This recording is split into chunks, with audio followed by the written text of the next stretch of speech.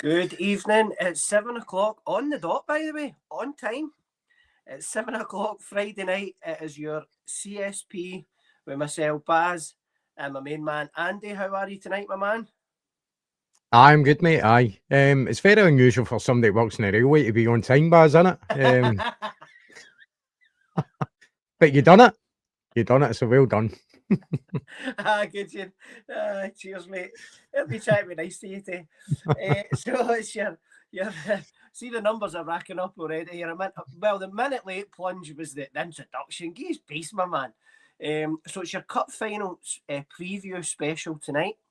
We'll deal with the hangover that is Roma, or my hangover, more likely.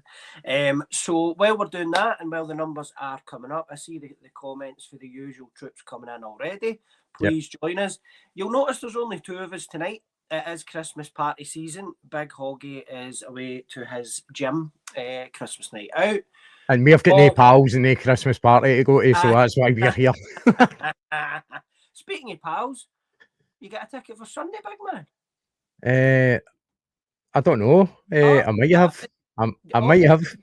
Oh, okay. So I'll rephrase that. Did you get a ticket for the cup final today, big man? Aye, apparently so. Aye, don't get me wrong, it's still to come through in the app, so we'll find out if it's actually a wind up or no. I hope it's not me that's sending it. But so, guys, thanks very much. Numbers are racking up there. So please like, share, and subscribe, which is down the bottom. I don't want to bore you with it again. However, we lost 4,000 of you at the push of a button. So please like, share, and subscribe. The reason we ask you to do that is anytime we go live or any updates we have for you, you'll get a wee message, and it also helps us progress the pod as well. So thanks very much for that. You will see down the bottom that we have our sponsor, which is our main man, Des at Adelantes. You'll find him at www.adelantes.com. Please use your CSP5 for your £5 off the Christmas present you're going to send me and Andy. You will get things like the CSP Repentant t-shirt, which Martin Morell, formerly of the pod, but always welcome back.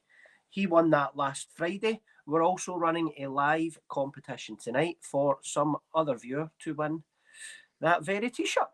So thanks very much for that. We are also sponsored by Dennis Devlin. Dennis Devlin you will find at Pro Sports Media.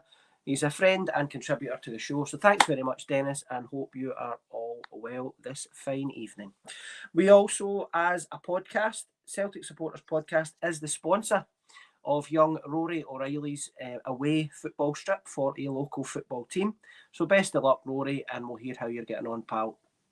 You're sponsored by Celtic Supporters Podcast. So, Andy, I was going to say I didn't want to kick off on a negative, but... Remember Wank Sinatra? That's terrible. Yeah. I guess we'll not be winning the t-shirt tonight. Right. So I was going to say I didn't want to kick off with a negative, but by default it is, Andy. We had this sad passing in the week of John Kelly Dixie Deans, 79 years old. Dixie Deans, that you'll know fondly, played for Celtic for 5 years between 1971 and 1976. What about this for a goal-scoring record, Andy? 186 games, 125 goals. Some return on it. That's what 17.5 grand for Mother will go to you. And the big man, 17.5 grand. Yeah. So just a couple of mentions about Dixie Deans. So he holds a post-war record. He scored 6 goals in the one game. That was against Partick Thistle in the 73-74 season. And he is the only player to score 2 hat-tricks, or 2 separate hat-tricks in separate cup finals. One being the Scottish Cup final of 1972 and the League Cup final of 1974. And what do they both have in common, Andy? Both against? Hibs. Hibs, correct. So he got 2 caps, a miserly 2 caps for Scotland, Andy. Listen, Celtic player, what do you expect with the SFA? Nothing less. Absolutely outrageous, man. Yeah. But he won 3 Premier Leagues, or the First Division as it was called, 2 Scottish Cups and 1 League Cup for Celtic. Thoughts on Dixie Deans, Andy? obviously before my time. I'm just a young pup, but my Uncle Dave, one of his heroes. My Uncle Dave has been in Australia now for over 30 years, and Dixie Dean's lived there. And I think he was out in Fremantle one day and just happened to bump into him. And I showed you a picture. It's quite a kind of picture. Going to make it out, but obviously Dixie with the Celtic tap on, and Uncle Dave's just over the moon, you know, to bump into one of your heroes after immigrating, and obviously he lives there as well. So it was just a fantastic picture. But I've seen so many on social media, so many pictures with Dixie Deans, and so many lovely comments about the type of character he was and stuff like that. But I think overall, looking back at his time at Celtic especially, just a fantastic player, really old school type of player, you know. What I loved about him was when he scored and he had that roly-poly type kind of forward roll. It's just old school, innit? It's just, you just don't get celebrations like that anymore. Since I've moved on, Andy, eh? Aye, and he had plenty of celebrations. He scored loads of goals for Celtic. What a record! And I'm telling you something, what we would stamp your arm off for a player like that right now in this team, because we are lacking we'll get that, Andy. Big time, yeah. So, if any of the Dean's family are watching, good night, God bless, rest in peace, John Dixie Deans, as he was affectionately known. And I don't know so much breaking news, but certainly in the past couple of hours, thoughts and prayers with Neil Francis Lennon at the sad passing of his father. So God bless you, Lenny. That's from everyone at Celtic Supporters Club. So, podcast. I just invented a club there now. We can do it. We'll get the banners made. Aye, no worries, mate. We'll get the banners made up. That's another signatory onto the open letter. There you go, Chris Fraser's ramming one into you. You know how these parts teams like to invent themselves anyway. However, that's for another day. So, Andy, straight into last night. There's no avoiding it. We lost 3-0 to Roma. Yep. I was going to lead you in with some probes and questions, but just fire in last night. Start with the lineup, Andy. Was it expected? Did you expect changes? Just go for it. Aye, yeah. I think he kind of manoeuvred the players round about for the game before. I think Engels was more out to the right, and Hatate was kind of more towards Kalmak, I think. But yeah, difference for the game before. Thought Nygren was non-existent. I just think that I said before the game, the last podcast, I says Europe's really knowing my kind of psyche. You know, I'm way off it. I know we had a good result against Feyenoord, but we are not equipped for European football this season, and it clearly shows. And it doesn't matter what formation you put out there, because the same happened against Midtjylland as well, and that was under Martin O'Neill. So we took a bit of beat, and that was him taking off that off the gas as well. That could have ended up being more. Roma had plenty of chances in this game as well that they passed up.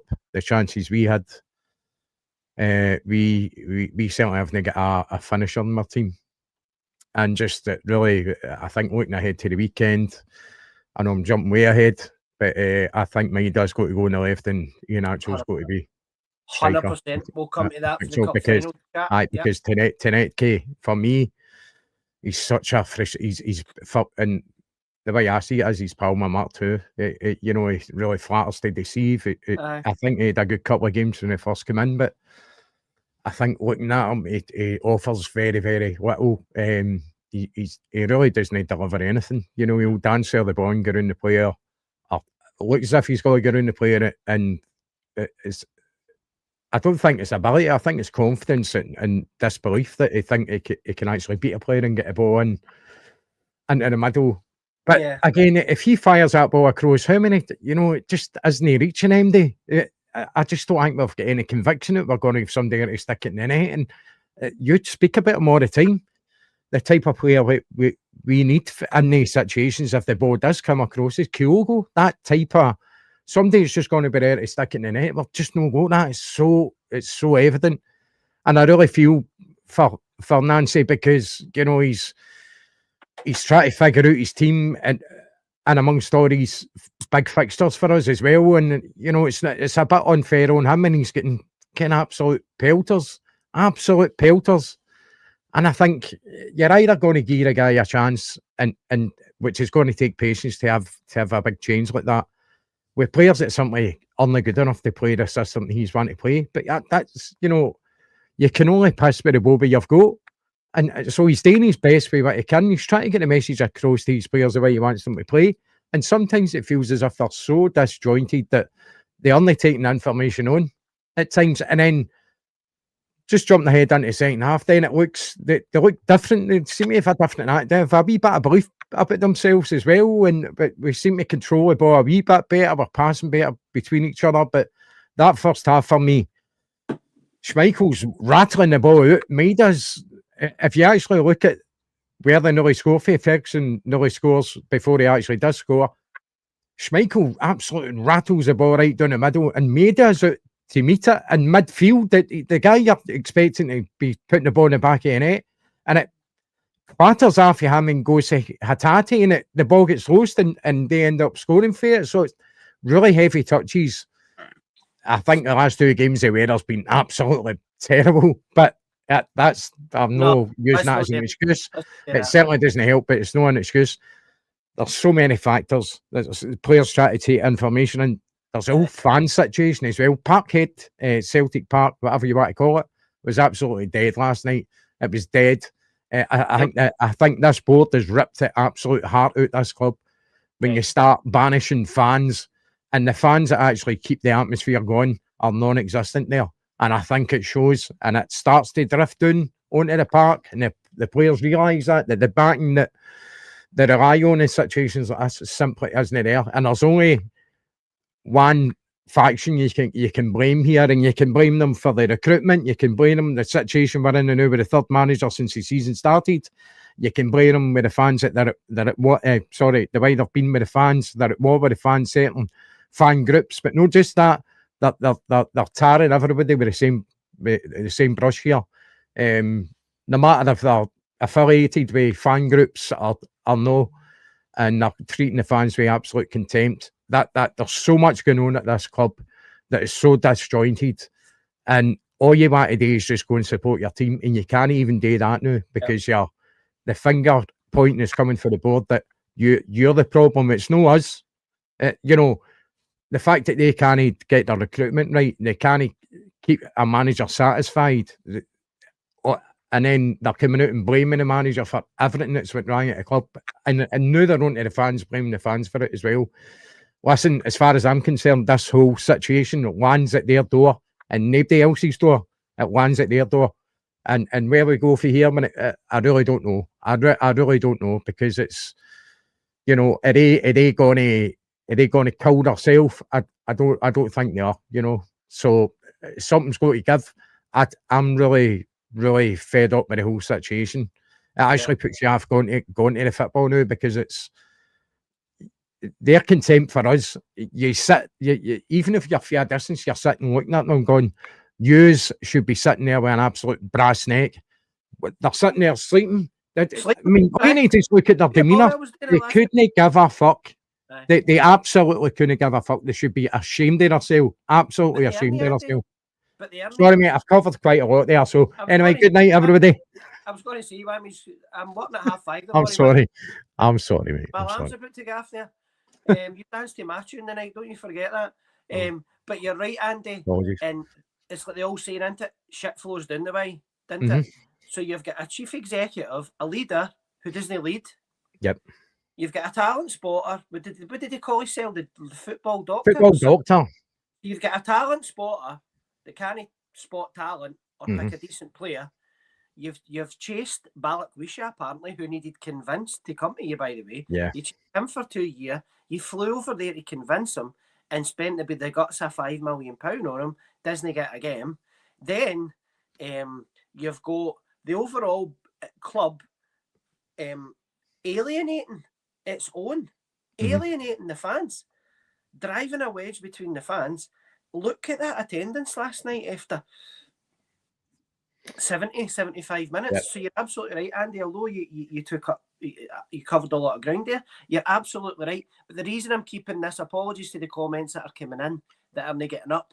If the board, I don't know what this Kano night in August was. However, what I have done is I've put our email address down the bottom for you. If you could email that address, Big Hoggy will pick it up. I don't know anything about it, mate, if I'm perfectly honest, but we will get to the bottom of it for you.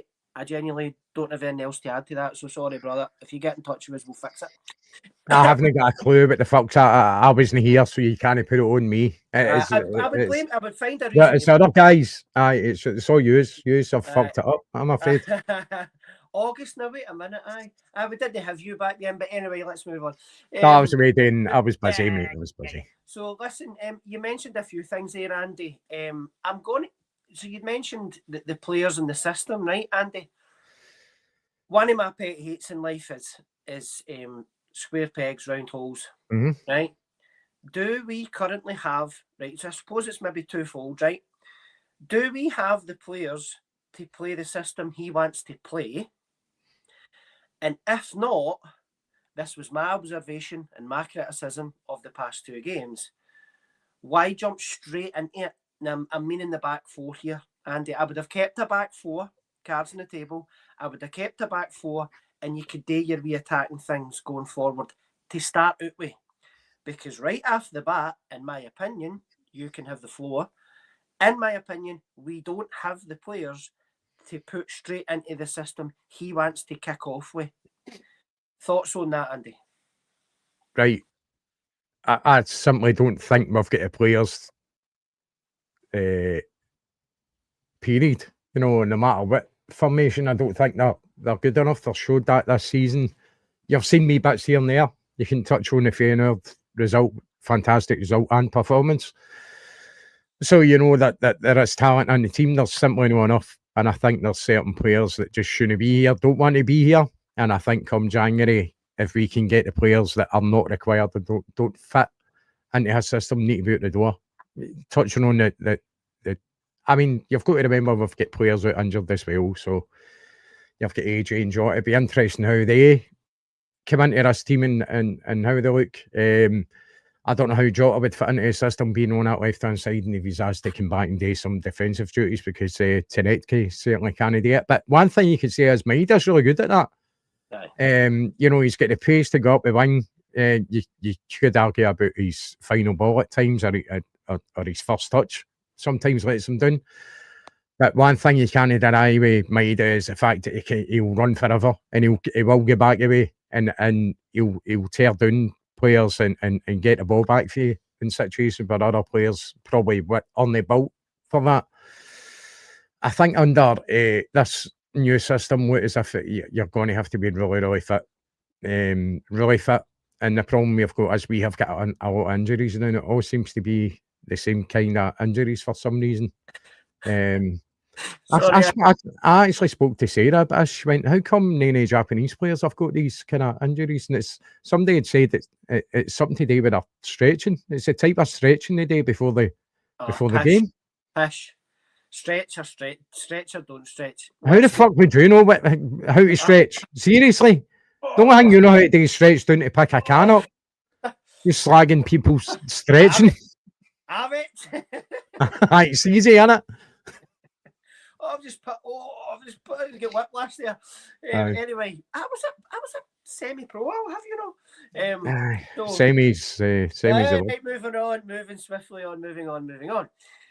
So Andy, what I do, we're talking about systems here, right? And I think it goes hand in hand, because we were talking in the summer there, and my wish list. Somebody topped my wish list as my number 9 all summer.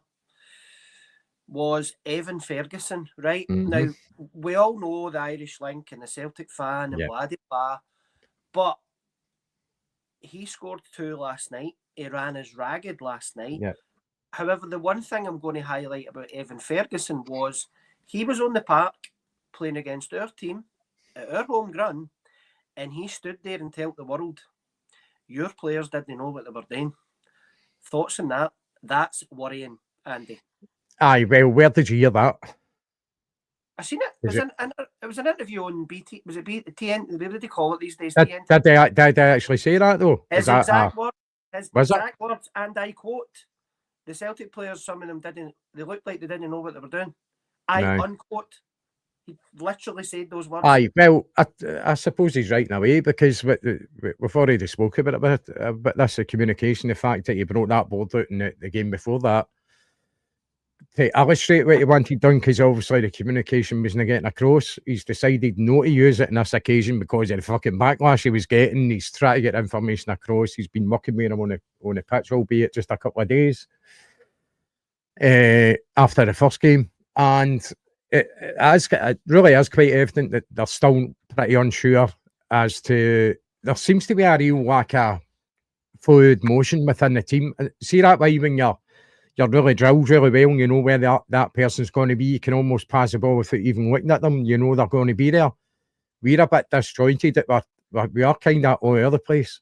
You do see players looking at other players, certain situations, there's players letting the opposition player just drift away from them. And you know, it's quite criminal actually. I was looking back at the Roma game earlier on, and the amount of times I've seen that they were picking up their player as a marker, and then all of a sudden switch it really as basic stuff, really just switching off, and that player's now in a position where he's in a really threatening position, and that's where you're getting picked off.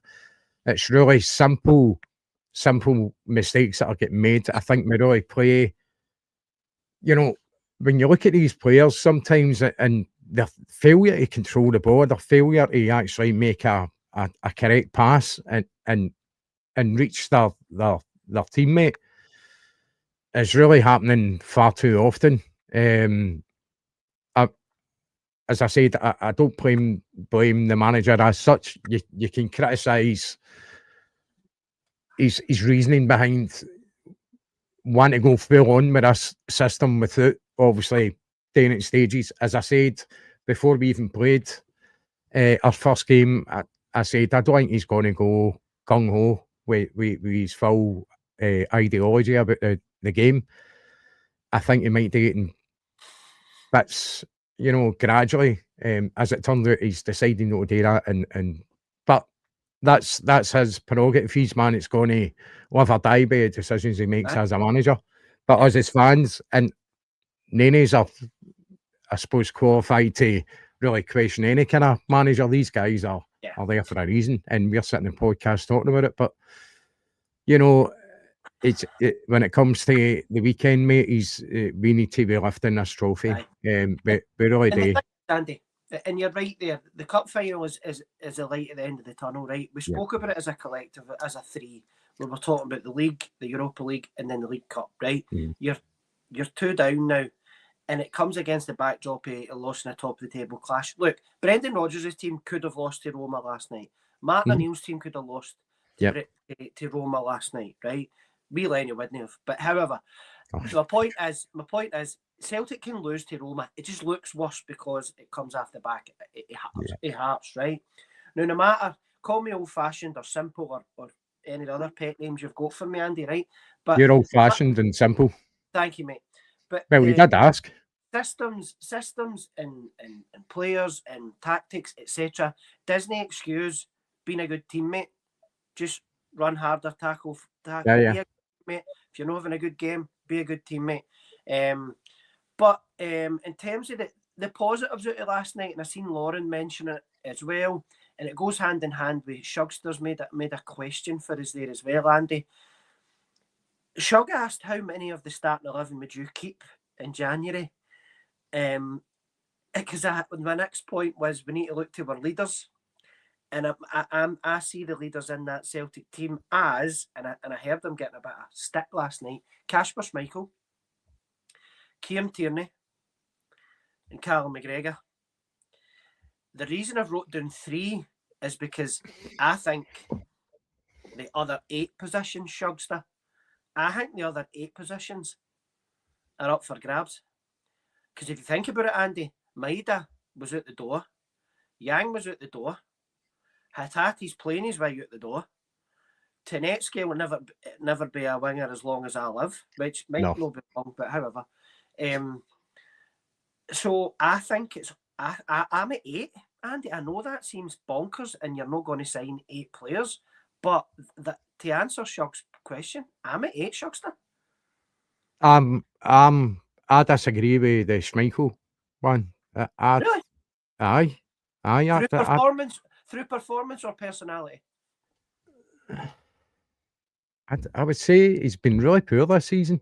Right, okay. I think Schmeichel's always good for a save now and again, and I get that, but it is. I think Saints is worth a shout there.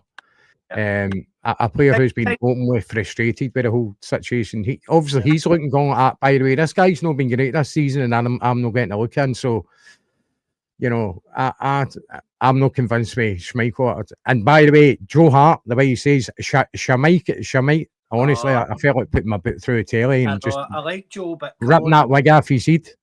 Joe, don't learn your pronoun. And by the way, this is a guy who can't pronounce names properly. Tell me to pronounce the names properly.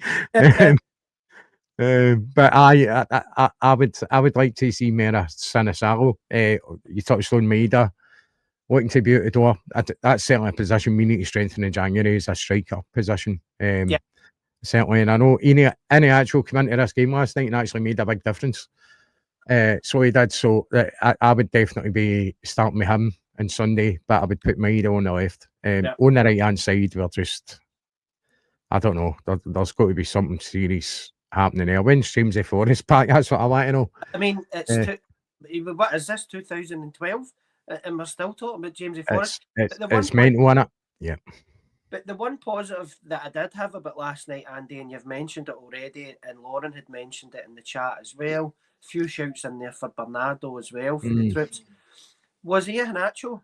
Now, he gave we were led to believe he was a Brendan Rodgers man, and he was upset when Brendan left, and yada yada, and all the rumours and online's Phil. But I tell you one thing, I seen better attitude and application in Iheanacho in that second half performance than I've seen up until now from him. He does look as though he's up for the cup, pardon the pun. But he come on, he got his goal, he missed his chance. As I say, the movement was there, the attitude was there. You know what I think it is, Baz? He's sitting on the bench or sitting in the stand injured, and he's looking at the way we are playing and what's missing up front, and he's thinking to himself, I can make a difference here. If I'm on the park, I can make a difference, and that is a difference. The attitude is a big thing.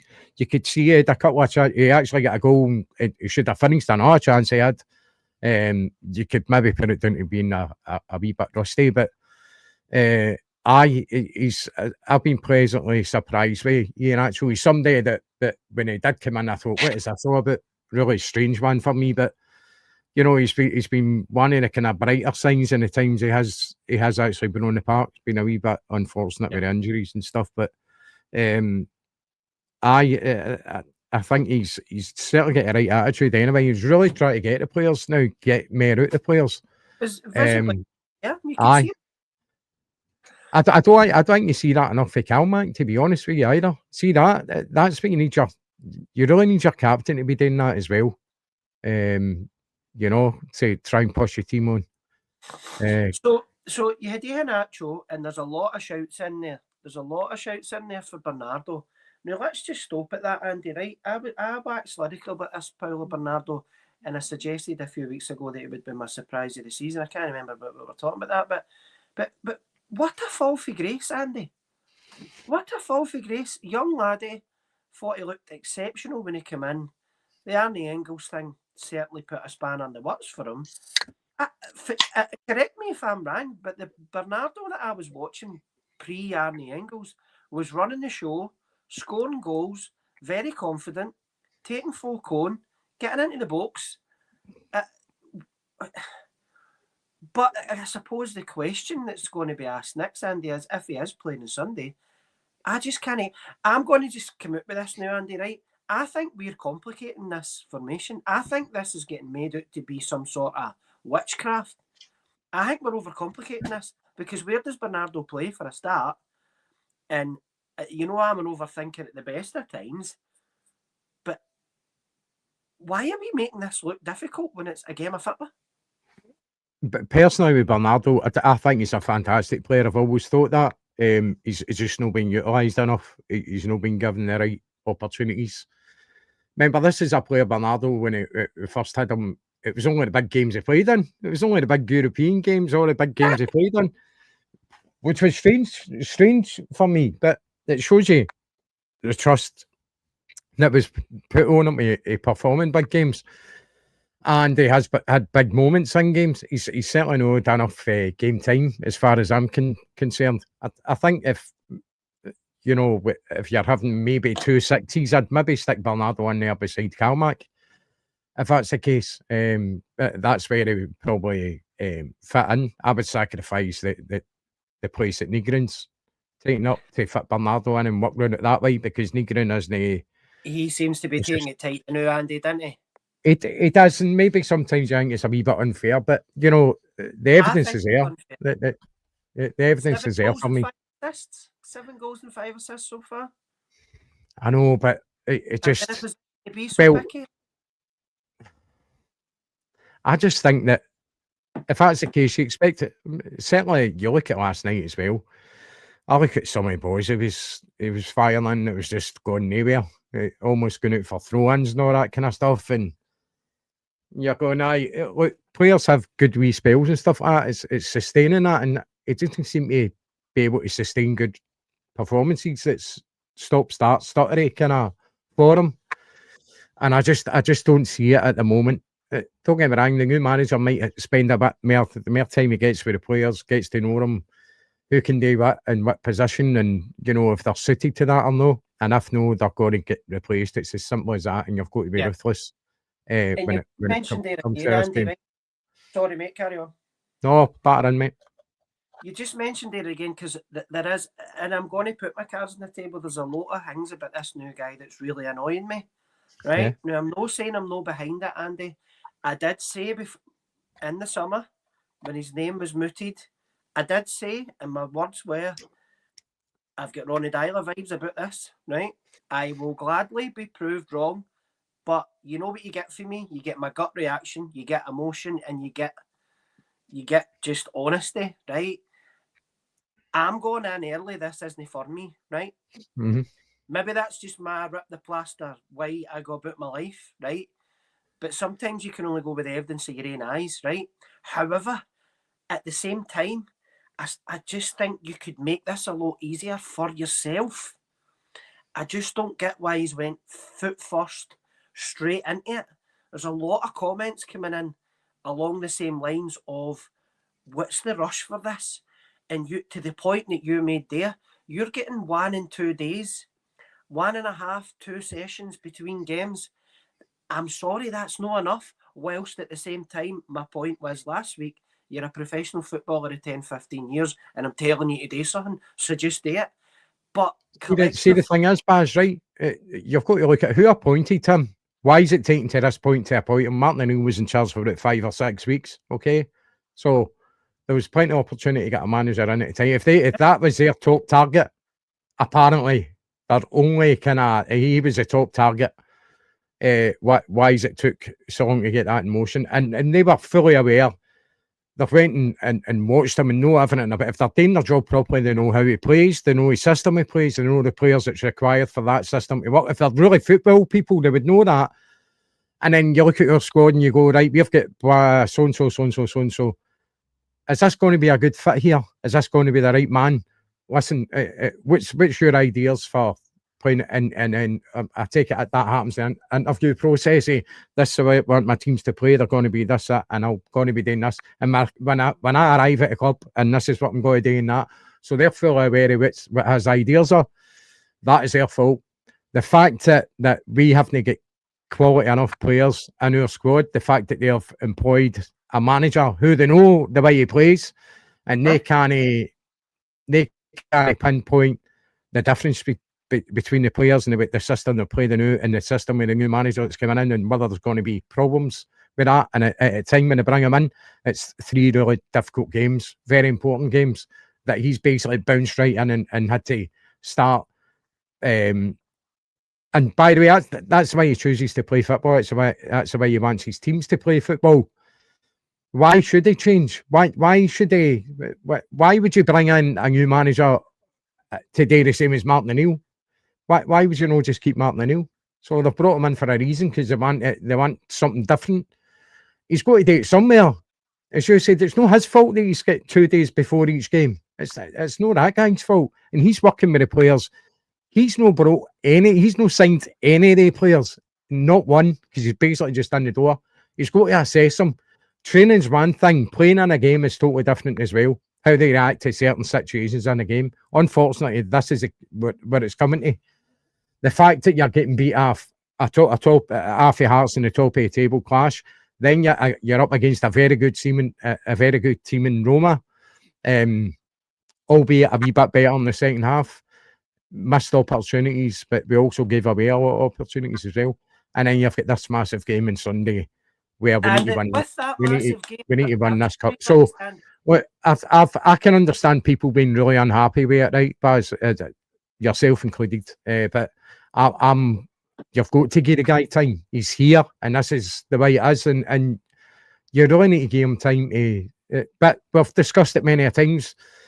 A draw is a disaster in this country. A defeat is even worse. And you go 3 games, losing 3 games in a row and winning and being a cup final. It's an absolute crisis. Absolutely. So it's a must win on Sunday. With that mention of the cup final, we are getting into the cup final on Sunday against St Mirren. We have won the League Cup 22 times. So viewers, I seen our Morel comment there. Morel, hopefully got your t-shirt. Des has got your details in that, so happy days. So, ladies and gents, and boys and girls, if you're watching, tonight's competition is brought to you by Condolences, which is our main man, Des. Are you still not ironed that? No, I couldn't be asked. Too rough. So there's your man, Des. You'll use your CSP 5. So tonight's competition, what's going to happen is I'm going to put a question up, and all the correct answers, I'll just note down the contributor, and then we'll do a random draw at the end of the evening, and you will win a CSP Unrepentance t-shirt. So your and a pair of my used underpants. Oh, aye, absolutely. Pink one. That's a real prize. I don't wear any. Right, so the question for tonight, I actually thought I was whispering to you and that the viewers wouldn't hear there. No, it was a bit creepy there, wasn't it? I'm going to clip that later on. Oh, sure, right, move on. So tonight's question, because we're playing St Mirren, look at that beamer I'm taking. Because we're playing St Mirren on Sunday, your question for tonight to win the prize is: which 3 members of the centenary Celts also played for St Mirren at some point in their career? If you could put your 3 players in the one comment, if they're correct, we'll jot down your name and we'll come back to that once we talk about the next. By the way, it only took me 10 minutes to get the answer. So I know. You need to do better than that. Standing, we nearly missed the start of the show because he couldn't hinky one. So Andy, it's all guns blazing now. I don't know if you caught the press conference today. Nothing extravagant. There's a lot of kind of usual jargon, all the players, it's one game at a time. A cup final speaks for itself. No need to motivate them. It's a cup final. It's the same. It's the same regurgitated push, no matter who it is. It's in front of the camera. I mean, that's how. Unless I really need to, I don't pay attention to press conferences. No, I think it's just a load of push. Just the same nonsense people come out with.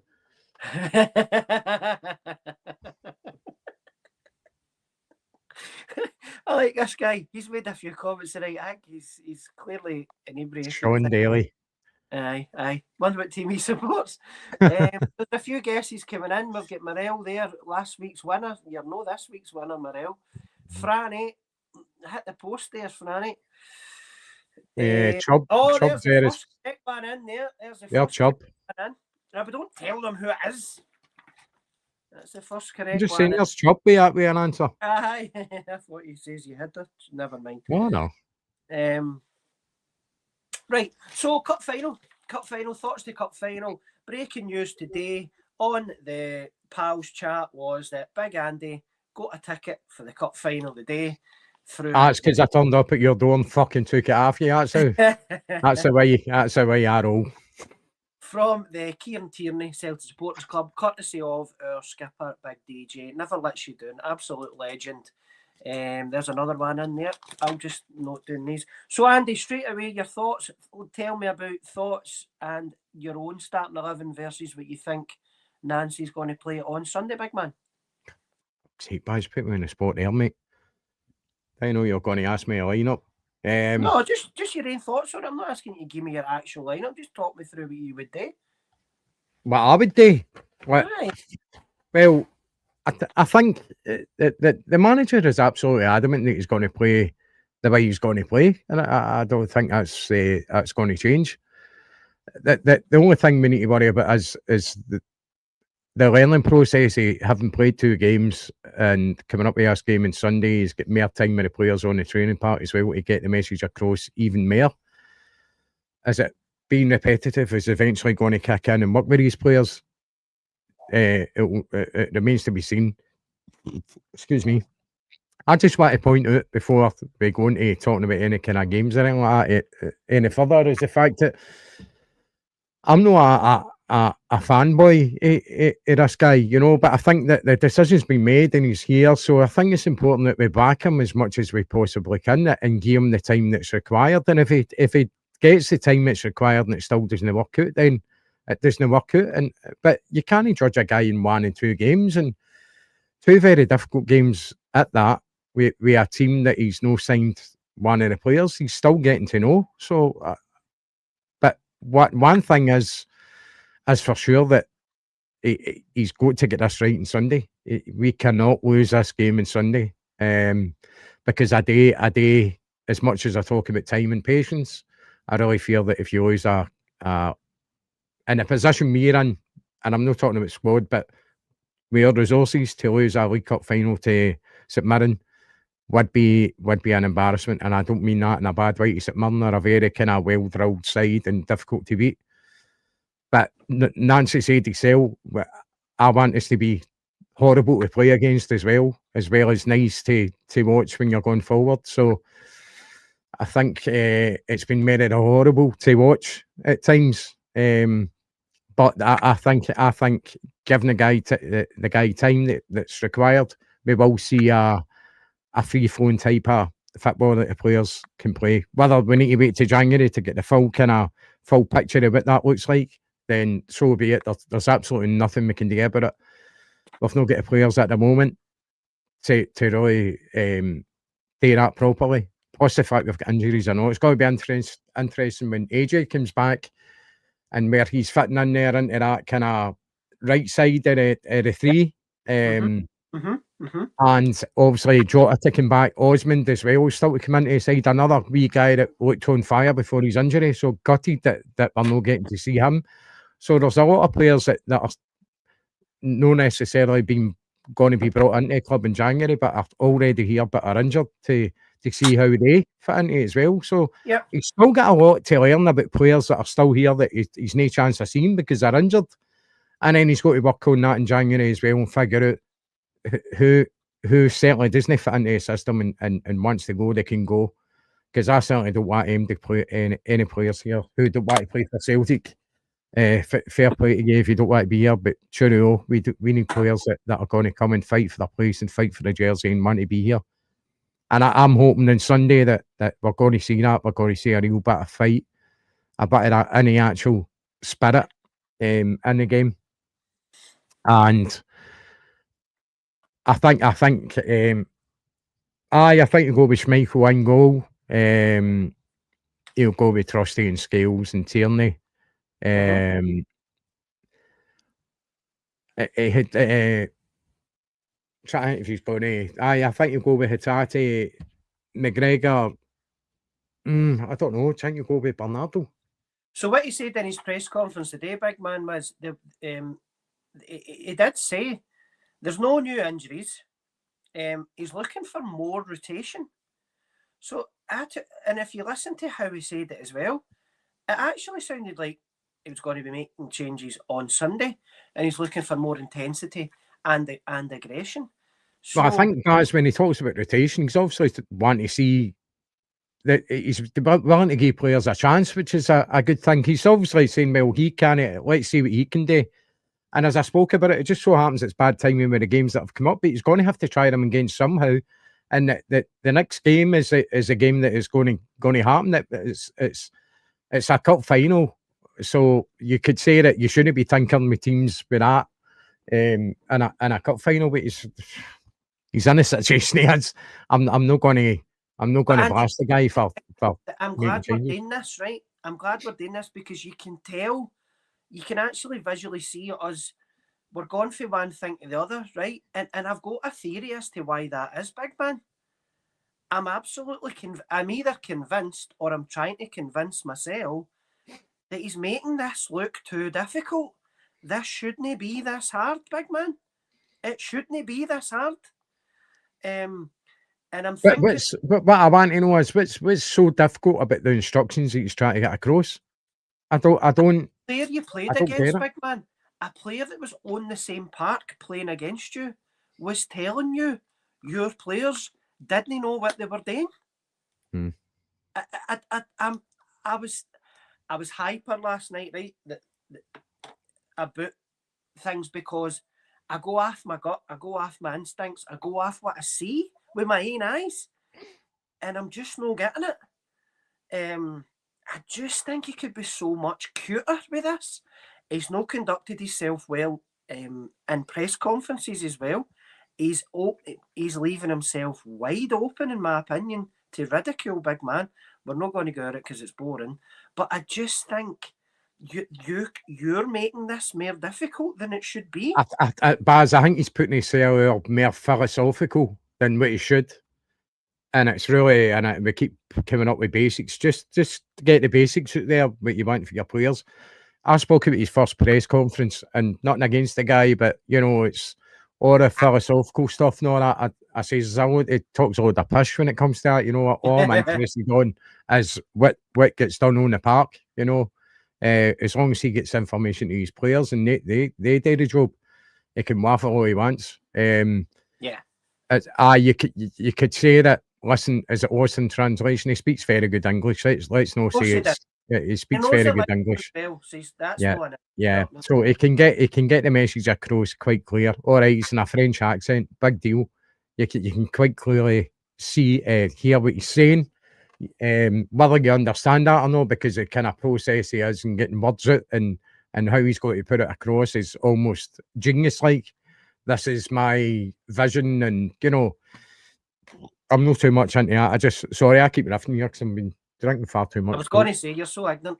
And it's disgusting. This is where I'm at with it, Andy. In my own mind, which is a minefield anyway, I'm with Doc Boy here.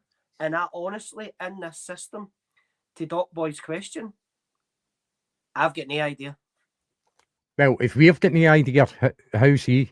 Because he's a manager and he should know. I know, but it's not as if he's had time to... That's what he's trying to figure out. That's what I've tried to explain. You've no got how are you going to find out who your best 11 is if you don't try and go through and try players in positions to figure out who your best 11 is?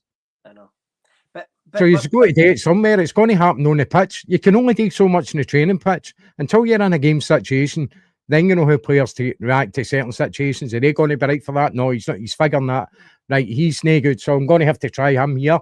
Leading up to January, where you can actually get people. He's probably got people in the back of his mind or in his mind that he's had before in the past, or somebody he's looked at and meant to fancy him. I reckon they could fit into the system. So, and that's why, Andy, this week of all weeks, one of the commenters, I can't remember who it was, but they made a very pertinent point. I just think this wasn't the week to do it, and we've left ourselves wide open. But is that? Everybody's having a go at the manager. Is that his fault? It's no his fault. That's what comes down to the board. It does. It comes down to they have majorly failed this club.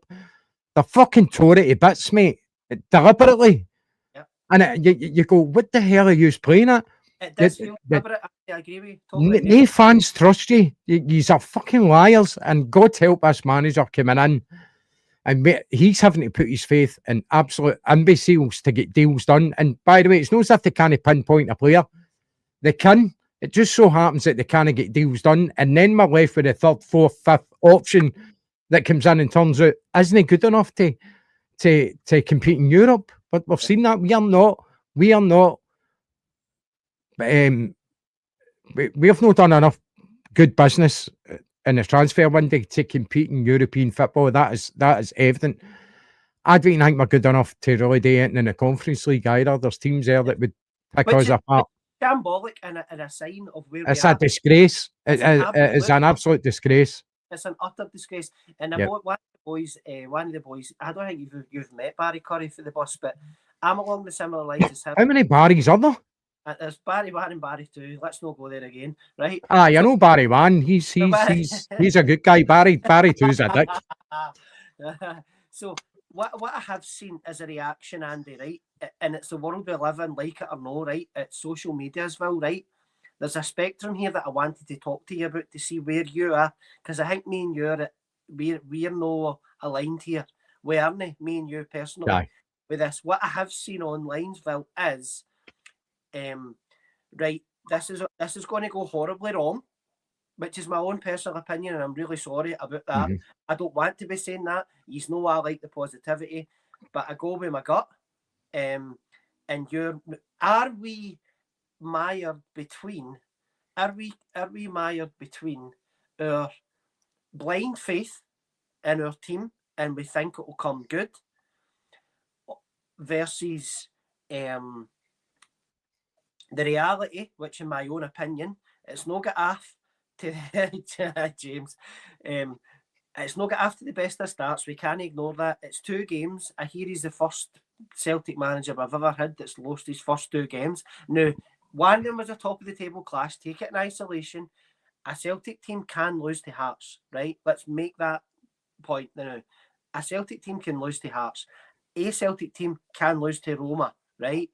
But he dare not lose on Sunday for me, Andy, because it's just going to be a volcano that's waiting to erupt. Yeah. Are we blind faith in our team?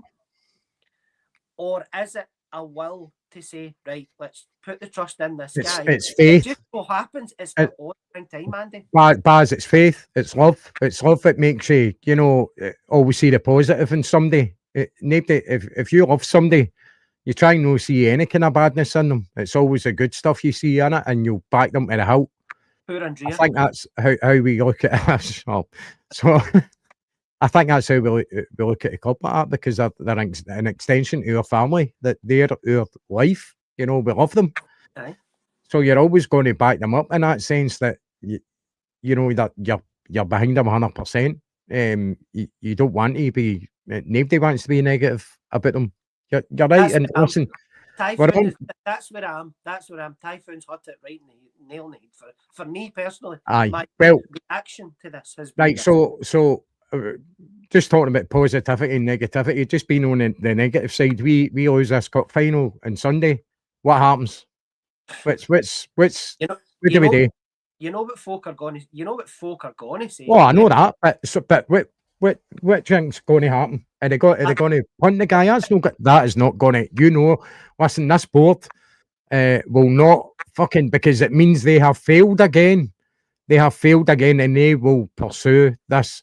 And see, when it comes to January, they will throw money at it if it comes to that. They certainly Desmond will. Anyway, KC will not be labelled a failure, and that's where it's going to come down to. And that's why I think, because Barry made the point online the day that by hook or by crook, they are the board's pick. Wilfried Nancy has been the board's pick. Mm-hmm. They are so stuck and so stubborn. Baz, see, I think about it. Who else is going to pick a manager? But the point I'm making, Andy, is the point you asked me there was if we get beaten Sunday, which, by the way, is a real and very distinct possibility. And by default, here, that's my problem. We shouldn't be sitting here contemplating losing a cup final to St Mirren, who are second bottom of the league. No, let's turn it. If I had to pick a team that I didn't want to play against on Sunday, St Mirren would be one of the top of one of the top of my picks to play because they've got the two Burley lads up front. You've got the laddie Mander on, who's just going to throw that back three about like an empty tracksuit. He is. They're going to hit us in the counter. They're going to be muscly up against us. They're going to hit us down the wings. The gap in between Trusty and Yang last night was embarrassing. We get carved open for that second goal down my left side with KT and Tenetsky. So for me, there's too many. I always try to look for the positives, but all I'm seeing is where teams can get at us, and that's my criticism initially of the system until such times as you get the players that you need to fit that system. I think we're wide open to losing this cup final on Sunday, Andy. I don't think we will, right? I don't think we will. I think we'll win on Sunday. But Baz, you seen last year, right, what happened with Aberdeen? Anybody can lose a cup final, right? Yeah. And obviously it would be devastating. But you could be playing Dundee in that final. You could be playing Motherwell in that final. You're going to get a hard game in any final you play. Very seldom when you get the whole game to yourself and everything goes your way. Even with Celtic were firing on all cylinders, a lot of the times it didn't go to plan. We ended up winning the game, but it wasn't like an absolute batter at times. So, you know, I think no matter what, the final is going to be a difficult game. What else were you saying? I totally forgot, sorry. No, I just want to know where you are in the spectrum of the knee-jerk reaction to this is all going to go wrong versus... Aye. But on the other hand, we go and win the cup final, and let's say we do it in style. Let's say, Steve, for talking's sake, we get into the cup final, everything all clicks. Everything all clicks, and we win it quite comfortably.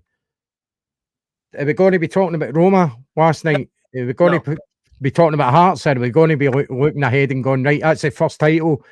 The manager's got the first title in his tenure at Celtic. We've got a game in hand against Hearts as well to play. So if we can continue in this good form and really pick up pace and consistency, then things start to look up, don't they? You've got one trophy. You're still in with a shout, with a real good shout in the league. All right, the results have been disappointing, especially against Hearts. Very, very rarely did you lose 2 games in a bounce against them, which we have done. But let's be honest, in that first game against Hearts, everybody was like, this looks all right, you know. So you can see where it can work, and other times it doesn't quite work. That will come together with time, and just fingers crossed on Sunday that it's an extra wee bit of time, he said, with the players. 2 game experiences where he's seen it on the park, and he can finally knit it together and maybe get something that looks like the future of how this team's going to play. And hopefully that results in the fact that we're lifting that League Cup on Sunday and no facing fucking, I don't even want to talk about what it would be like to lose it. It would be unthinkable, wouldn't it? Because it's a long, long way back. However, I do think, regardless, what I was going to say, win, lose or draw, it's only going to be one of the two on Sunday. I think if we lose on Sunday, which I don't think we will, but I think the point I was trying to make there was it was the board's choice. They will stick with this guy until the end of the season, minimum, which is my very much opinion, regardless of who your manager is, and I include Brendan Rodgers in this. If you lose, no matter what Celtic manager is in charge, if you lose this league, you are sacked. And I don't think that's knee-jerk. I think that's reality. It's not. It's not. What is the word everybody say? Entitled. Yes, we are entitled as Celtic fans. I want to say entitled. It's expectancy, because look at the success. That's no. It's not a crime to expect something that you're so used to doing. Aye. You know, so to get into that mindset, and why should you change? You know, the fans have got a winning mentality. It's the players in the park that need to start realising and believing in themselves that you're champions for a reason. You've got such a good domestic record over the last 25 years. So why would you not believe that? Yeah. You know, so. And I think the thing is as well, Andy, all we need to do, in my opinion, to fix this is just win the games that are in front of you. Let's limp. I've described it as let's limp along until January. Let's limp along until the window. Let's limp along until we get the players back. Your Alistair Johnston's, I'd write Carter Vickers off. Jota, I don't know how far away he is. Excuse me. James A. Forrest. Once we get some players back, but once we get to this transfer window, I would like to think, and they better have it, and I'm aware of the words I'm saying here because I'm thinking about planning and foresight and all that, knowing fine well who our board is. But my saving grace, in my opinion, is this is the guy who's coming in with the system. So you'd like to think he's got the players that he wants to buy in January that's going to fit into his system, Andy. So that's my hope for that. See, that's the problem, Baz. For me, it's not about identifying players, it's getting deals done. We haven't got the proper people in charge that can get deals done. They're fucking about, they're tinkering about, they're trying to save money here and there, talking about 100,000, 200,000 on players. And before you know it, they're away signed for another club. You know, they're leaving it far too late. And then, as I said, you're ending up with a third and fourth choice, or they might not even be on the radar at all. And all of a sudden, they're scooting about asking agents, who have you got available? I don't want to believe in that situation in January like we were in the summer there, because things are already bad as it is with the relationship between the fans and the board. And if the players aren't firing on the park and getting reinforcements it's required to really push his own, then it's a really bad situation to be in, you know. Speaking about relationships between the board and the fans, Andy, you'll have seen in the past few days that the fan media, as we're being branded now, the big bad folk who talk about their team amongst their pals to give a show to the lovely viewers, has been extended to the ladies' football as well. But no reason has been given. Baz, you know, the fact that they can just put these things out and not have any explanation for it, I think is absolutely shameful. They are a bunch of shite bags. Absolute shite bags.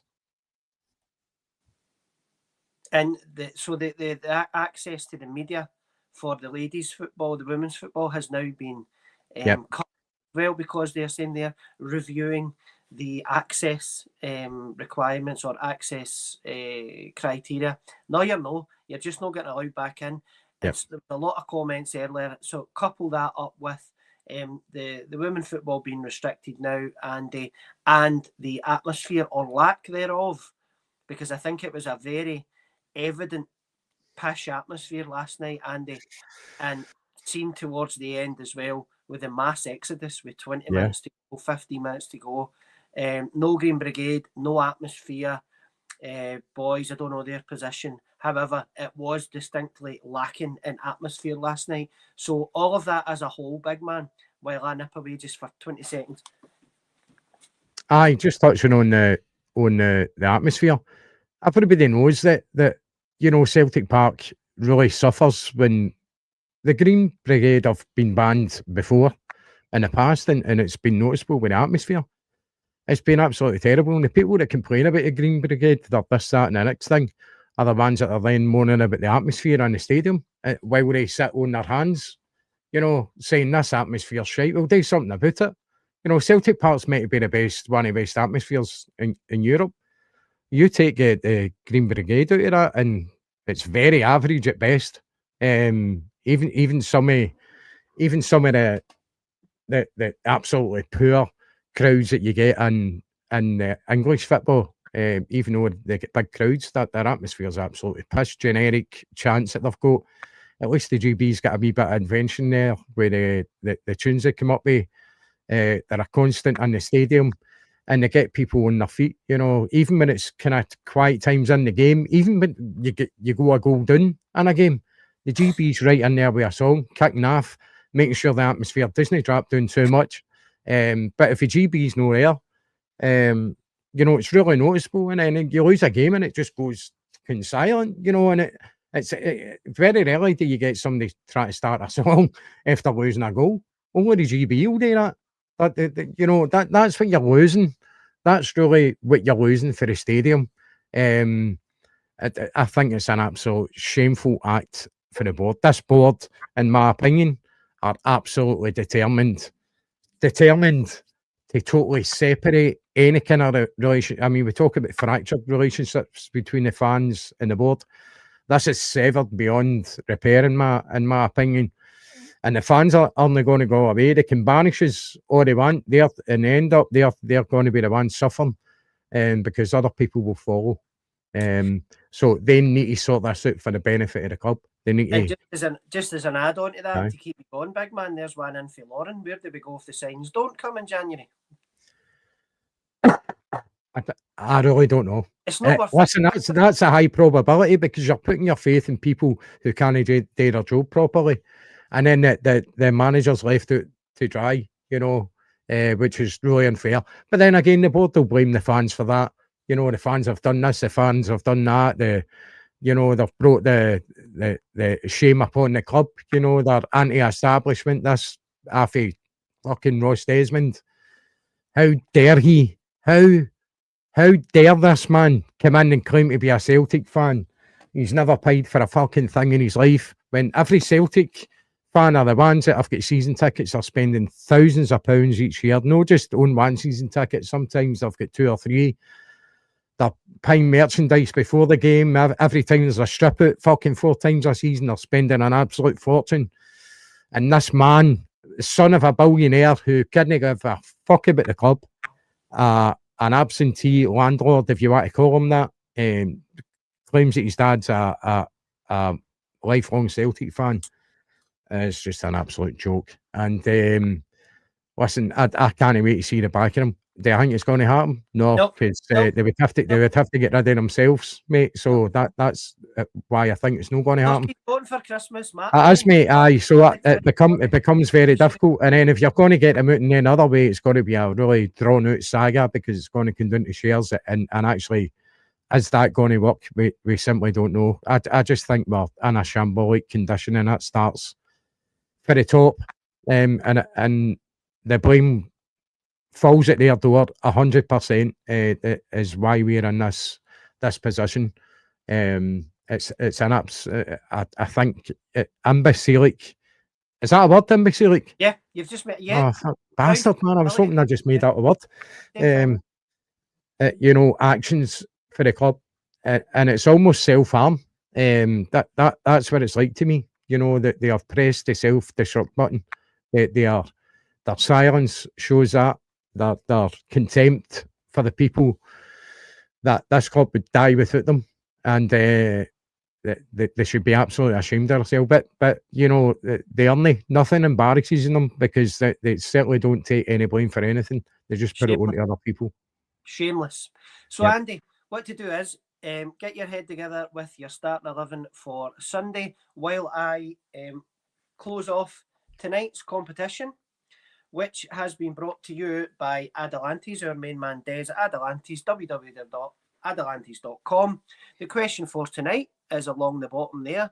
Which 3 members of the Centenary Celts also played for St Mirren at some point in their career? We have 1, 2, 3, 4, 5, 6. We have 7 correct answers. Big Chub, well, congratulations again, big man. Big Chub was the first one in with the correct answer. We've got Jerry Boy 9090. We've got Martin Kane 615. Paul McFarlane 1888. Franny 892. Calda 88 and F the board. I love that one.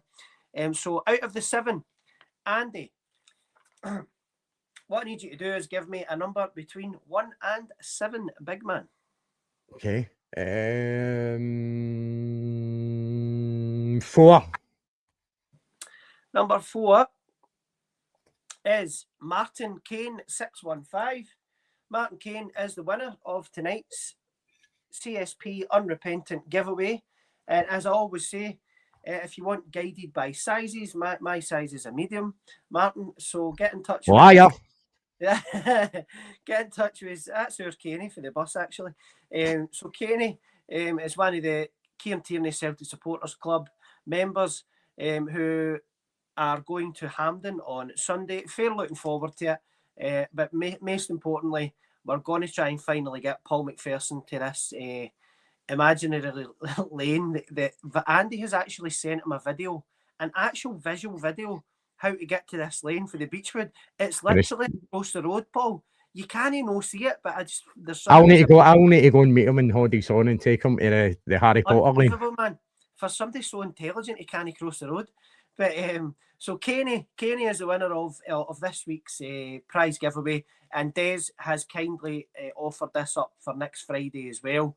So we'll get back in touch with you next Friday. But if Kenny, you can get in touch with us, we'll get your triple XL along to you, just along the road actually in Wishaw, to Kenny. So Andy, it's now cup final and nothing else, big man. I've actually tried to jot down my own thoughts on the team I would pick. Okay, I don't think it's the team that Nancy will pick, but I would pick this team away. In this formation that I've tried to get my head round. Kasper Schmeichel keeps his place in goals. I think it's safe. I wouldn't be against Sinisalo, but it's a cup final, and I think I see him as one of the leaders. Plus, I got a goalkeeper strip, which I've never bought for years, but I just think it looks like a really nice T-shirt. So Kasper Schmeichel's in goals for me.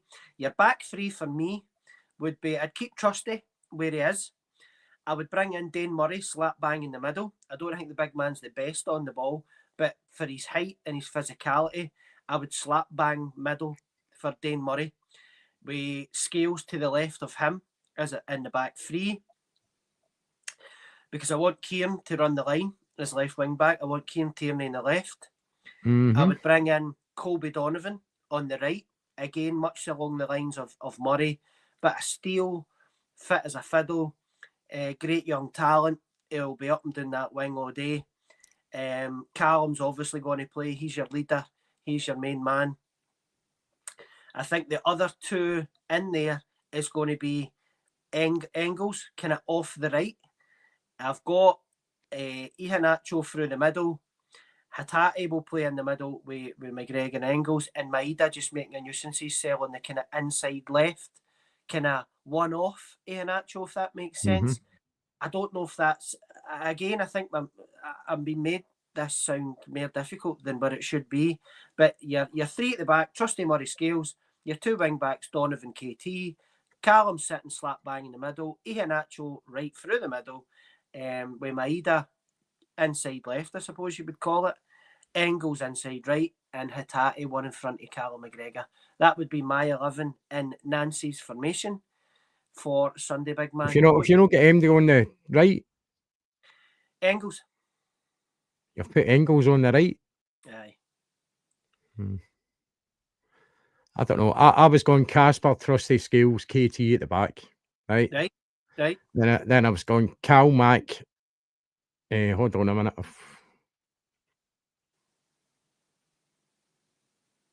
Aye. So I was going Cal Mac and Bernardo. Yep. Then Hatate and Engels. Yep. Yang on the right, Maeda on the left, and Iheanacho up front. Yeah. I mean, Again, I just think by default, sitting trying to pick it and explain it, I was like, I just think, mate. But Funkman makes a perfectly good point there. I don't know if he's injured, Funkman, because he came in against was it Dundee? He played. I actually thought he was decent. I think he's tailor made for either the right centre back or on the right. But I just don't know what's happening with that laddie. Aye, I think he's gonzo. I don't think he's even in the picture at all. Aye. Especially being on loan, I don't think even Nancy will even entertain him. I think he's looking for people that I might be wrong, but I just don't see him. He's played one game, and that's all we've seen him. And it took him months to get that game at that. I don't know. I just I don't see it really anything happening with him. I could be totally wrong, because he has spoke about rotation, as you mentioned. Whether he's in that picture of rotation is another question. Couple of good points coming in there as well. Matt O'Neill picked him, was one of the comments, and also can we call Nerowski back in January? The answer is yes. That's a good shout. Aye, it'd be interesting to see how he does in this situation, if he does come back, or if they're looking to get rid of big Nerowski. I liked him. I don't think he done much wrong. I don't think he's the quickest, and he seems to be a wee bit injury prone as well. We've got Calmac, CCV in the picture as well when he comes back, even though he's out for the season. Do you think he's going to come back, or do you think he's done? Can you see him coming back the same kind of player, Baz, or do you think his days are finished at Celtic, CCV. Oh, but I think he's done, and I Aye. think he's all together. Aye. I've got a bad feeling that there you go, pair of idiots, Andy, pair of idiots. Cheers, Matty boy. Aye, Cheers, good mate. man. He's no rang. That's the nicest name I've been called today. So, before we get to the predictions, what we did last Sunday was Celtic Supporters Podcast on behalf of it was Hoggy that done it.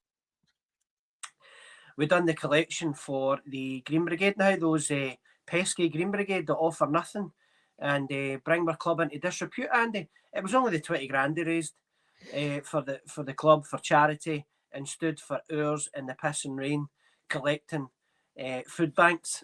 So we all went up with our bags. I wonder who Marty Boy is. Marty, Who is. come on, show you. Come on, shows your hand. Well, Marty. what's your real name? What's your real name? You're getting what I know. What happened to Kieran anyway? Was he banned? No, Kieran ended up good company. Aye, where is he tonight? How's he not appeared? Has he took his place? Is Marty Boy changed his name to Marty Boy, is he? Yeah, I think Marty Boy. Would the real Marty Boy please stand up? Please stand up. So, me, you fan. We know it's you. So, what Hoggy did on behalf of Celtic Supporters Podcast was made a monetary donation to the Green Brigade. So the money that comes in for you guys, apparently we need to get to 500 subscriptions and certainly 1,000 subscriptions before it becomes monetized there, Mark. Oh, just a second. I've got a feeling I might already have it, actually. Violence is not condoned on Celtic Supporters Podcast. You've got one more shot at it, Marty boy. Make it good. Yes. Before you can join the parachute regiment. The banter's got to be better than that, my man. So Hoggy made a £50 donation on behalf of Celtic Supporters Podcast, which is all the money that you have sent in the past. However, there's more of a pot deliberately for our Christmas donation. So what we're asking viewers, it's your money, it's your donation. We are asking you if there is a specific charity of your choice that you would like us to donate it to. We do have some suggestions amongst ourselves.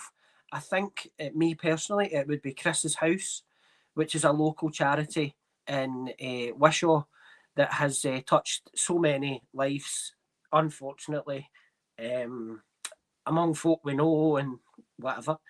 It's not something I've fortunately had to encounter myself. However, we do know folk that are, unfortunately.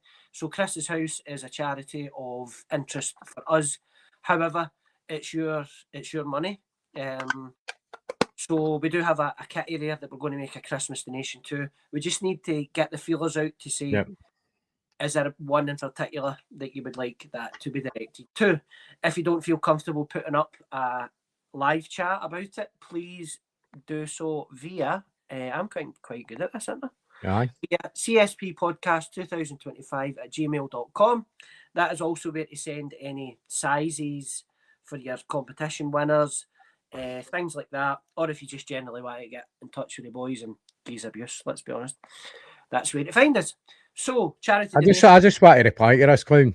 No bother, mate. I think if I take a comment off, you'll see my Twitter handle there.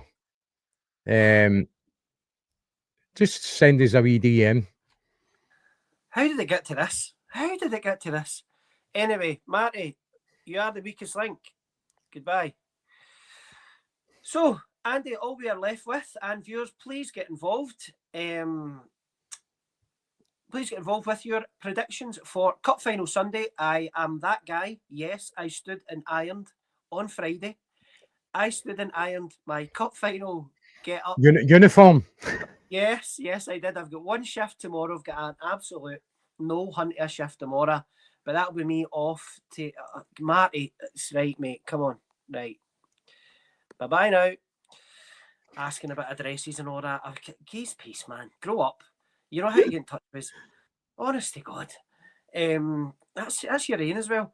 So, Cup Final, yes, I'm up for the Cup. I will be up 9:30 Mass Sunday morning, pick up my cargo and some rolls on the way back, and then as soon as they are done and dusted, it will be Pest the Life out of Hoggy time, who's on his Christmas night out tonight. There's a few questions earlier on. Hoggy's in a night out. Big Paul is Gaffer of the Year because he is covering the shifts so that his trip can go on a Christmas night out. So there you go. What a man. What a man. There you go. I might arrange a meet. Right, Paul, all the best, my man. Yeah, no, what's to say? Bus park, thanks. Stevie Wonder, see.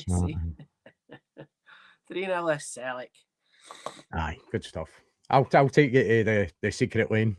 Aye, so managed to get Big Andy a ticket today.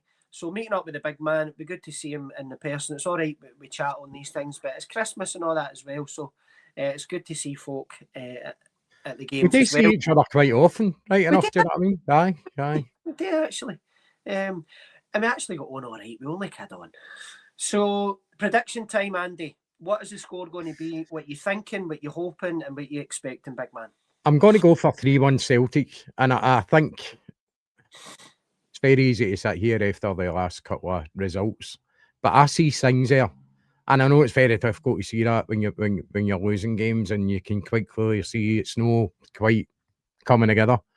But I think something's going to click, and I don't know how. I've just got a funny feeling that we're going to see a big difference in the performances with the team. So I'm going to go 3-1 Celtic. Good, mate. I love it. We've got the parachute regiment in now. Cheers for that, Winston, my man. What is it? What does it say? That's not your name. Which one are we talking about, by the way? The one that's liquid? I know, that's a difficult one, isn't it? You need to elaborate a wee bit more on that, mate. Come on, mate. As we always say, we're all up for banter, but you really do only get one shot at this. If your banter and your patter is shite, you just get blocked. Just so wasting your chance. It's your opportunity here. This is like X Factor, you know, and it's the crosses for you, my man. If you can tell us what one you're talking about, we might narrow it down because they're not there anymore. Sorry to let the facts get in the way of your true story. So for me, I was going to go 3-1, but you beat me to the punch. I'm actually going to go 4. I think we're going to turn up on Sunday. Big games call for big players. You've got far too many big players in there. The Callum McGregors, the Rio Hatates. I know he's getting a bit of bad press, the Kasper Schmeichels. You've got folk in there that you can rely on, the Kieran Tierney's of this world, and not just because of the supporters club. I think we're really going to turn it up, and I think we draw a line in the sand under the past week, big man. We finally get clicking into gear. We start to show the promise and the formation and the style that this guy wants to play. I do think St Mirren will score, which is why I've went for 4-1. I think it's time for Maeda. If it's going to be his parting gift to us, he owes us a performance. I like the look of Iheanacho the other night, so I think I put Iheanacho in for the start. I don't think we're on the risk of extra time in that, so I think you can start with him and then take him off. So I'm going for a 4-1, a positive day, a successful day, very good. A winning start to your managerial campaign with us, and it is the Christmas night out for the bus as well. So what could go wrong, Andy? I initially took Monday off to go with after on the bus, but just circumstances leading up to the last week at work before Christmas and taking too much time off, and just I've had to work, so it was if I'm off to Ireland on Monday, but I'll certainly be at the game and fingers crossed celebrating another trophy lift for Celtic and seeing our man Nancy get his first trophy under his belt in only his third game. Yep.